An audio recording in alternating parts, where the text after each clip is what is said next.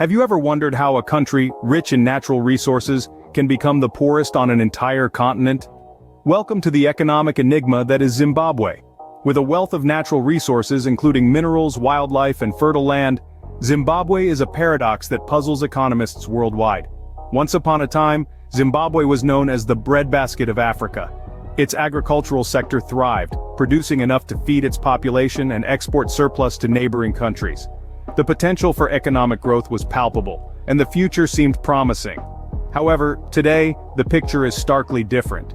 Zimbabwe has spiraled into a severe economic crisis, with inflation reaching into the billions of percent. This plunge from prosperity to poverty is a complex tale, a riddle wrapped in an enigma.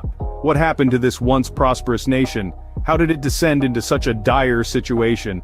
To understand Zimbabwe's current economic crisis, we need to delve into its historical backdrop. The roots of Zimbabwe's economic downfall can be traced back to its independence in 1980. This was a time of great optimism and hope for the newly formed nation. The air was ripe with the promise of self-governance, economic autonomy, and the much-anticipated land reforms. In the initial years, the economy did see an upward curve. Agriculture thrived, industries burgeoned, and the citizens reveled in the newfound freedom. The government, led by the charismatic Robert Mugabe, promised extensive land reforms. The idea was to redistribute the farmlands, which were majorly owned by a small fraction of the white population, to the black majority. This was seen as a step towards economic equality and fairness. Yet the world economy wasn't static. Global economic shifts, oil crises, and changes in the international market impacted Zimbabwe.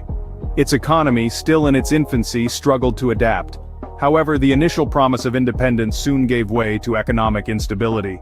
The turning point of Zimbabwe's economy came with the implementation of the controversial land reforms in the early 2000s. These reforms were primarily aimed at redistributing land from the minority white farmers, who owned the majority of fertile land, to the majority black population. However, the execution of these reforms was marred by violence, corruption, and a lack of support for the new farmers. The impact on the agricultural sector was catastrophic.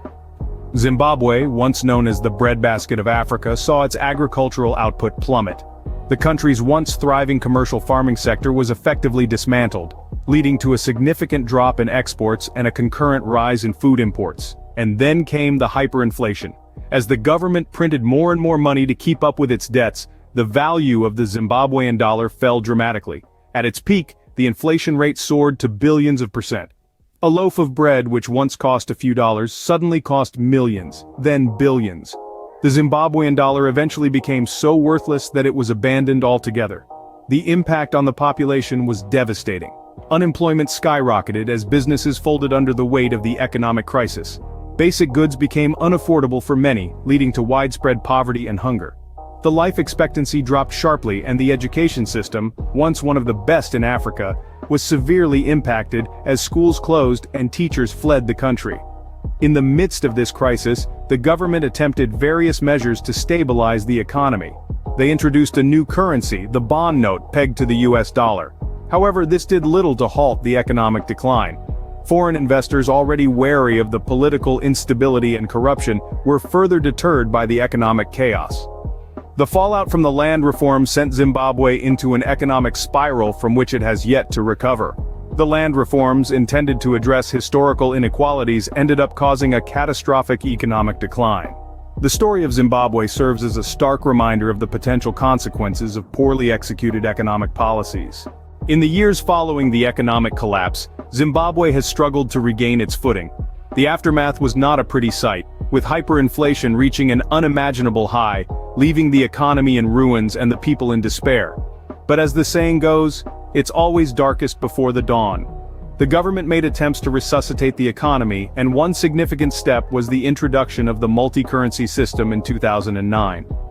This move saw the suspension of the Zimbabwean dollar, and the adoption of foreign currencies, such as the US dollar and South African rand, for transactions. This decision helped stabilize the economy to some extent, bringing a halt to the skyrocketing inflation. However, the multi-currency system wasn't a magic wand. It came with its own set of challenges. The lack of monetary policy control, coupled with the reliance on foreign currencies, created new problems. The economy remained fragile and the high unemployment rate continued to be a thorn in the side.